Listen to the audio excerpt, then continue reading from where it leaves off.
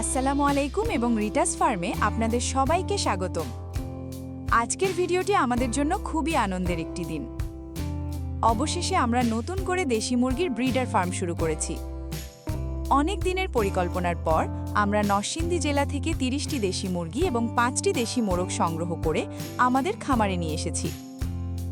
আমাদের সবার কাছে একটি অনুরোধ, আমাদের এই নতুন উদ্যোগের জন্য দোয়া করবেন, যেন আল্লাহ বা ঈশ্বর আমাদের পরিশ্রমকে সফল করেন।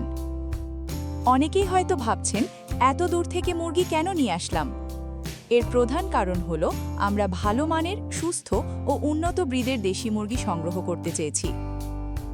আমাদের লক্ষ্য শুধু ডিম বিক্রি করা নয়, বরং এই মুরগিগুলোকে ব্রিডার হিসেবে পালন করে তাদের ডিম থেকে বাচ্চা উৎপাদন করা, এরপর সেই বাচ্চাগুলোকে বড় করে মাংসের জন্য পালন করা।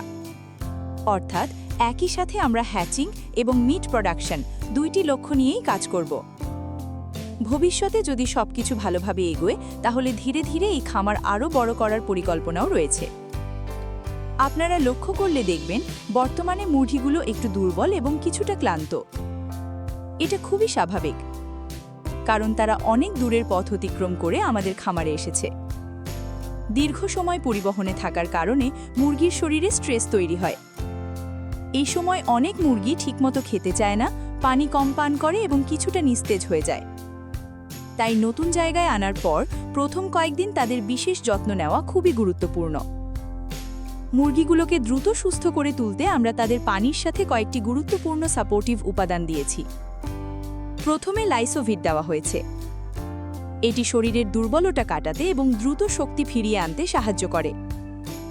এর সাথে দেওয়া হয়েছে ভিটামিন সি। দীর্ঘ ভ্রমণের পর শরীরের স্ট্রেস কমাতে এবং রোগ প্রতিরোধ ক্ষমতা বাড়াতে ভিটামিন সি খুবই কার্যকর। পাশাপাশি জিঙ্ক দেওয়া হয়েছে। জিঙ্ক শরীরের রোগ প্রতিরোধ ক্ষমতা বাড়াতে এবং ক্ষতিগ্রস্ত টিস্যু দ্রুত পুনরুদ্ধারে সহায়তা করে। আর খাবার হিসেবে আমরা আপাতত ব্রয়লার স্টার্টার ফিড দিচ্ছি। অনেকেই প্রশ্ন করতে পারেন, দেশি মুরগিকে ব্রয়লার স্টার্টার কেন? এর কারণ হলো, নতুন পরিবেশে এসে দ্রুত শক্তি ফিরে পাওয়ার জন্য কয়েকদিন উচ্চ পুষ্টিমানযুক্ত খাবার দিলে তারা দ্রুত সুস্থ হয়ে ওঠে। তবে এটি শুধুমাত্র অল্প কিছুদিনের জন্য।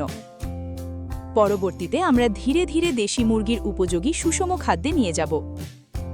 আমাদের লক্ষ্য হলো এই 30টি মুরগি এবং 5টি মোরগ থেকে মানসম্মত বাচ্চা উৎপাদন করা। ইনশাল্লাহ, যখন ডিম দেওয়া শুরু করবে, তখন সেই ডিম ইনকিউবেটরের মাধ্যমে ফুটিয়ে নতুন বাচ্চা তৈরি করা হবে। সেই বাচ্চাগুলোকে বড় করে মাংসের জন্য পালন করা হবে। ভবিষ্যতে এই খামারে আমরা নিয়মিত আপনাদের দেখাবো কিভাবে ব্রিডার ম্যানেজমেন্ট করি, কিভাবে ডিম সংগ্রহ করি, কিভাবে ইনকিউবেটরে বাচ্চা ফুটাই, বাচ্চার যত্ন, টিকা, খাদ্য ব্যবস্থাপনা এবং লাভজনক দেশি মুরগির খামার পরিচালনার সম্পূর্ণ যাত্রা। ভিডিওটি যদি আপনাদের ভালো লাগে, তাহলে অবশ্যই একটি লাইক দিন।